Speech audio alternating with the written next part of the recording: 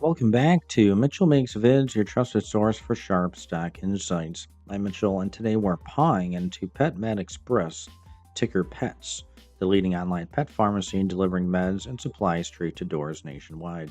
Tail wagging surge today. As of December 11th, PETS shares have rocketed 68% to $3, erasing months of pressure after an unsolicited buyout bombshell.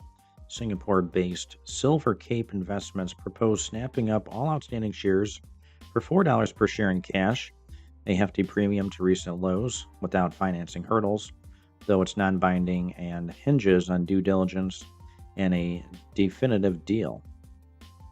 The board's reviewing with advisors, eyeing what's best for shareholders. No action needed yet. This caps a rocky 2025, rebounding from November's NASDAQ compliance notice and Q2 prelims showing revenue dips amid vet channel shifts. Analysts whisper potential for higher bids, but volatility looms in pet retail's e-com wars. Pets, buyout boon or bidding a battle? Fetch your thoughts below, like for the scoop, and subscribe to Mitchell Makes Vids. Invest with Bite. See you next. Guys, links in the video description below. Make some cash. Become a member of my channel today.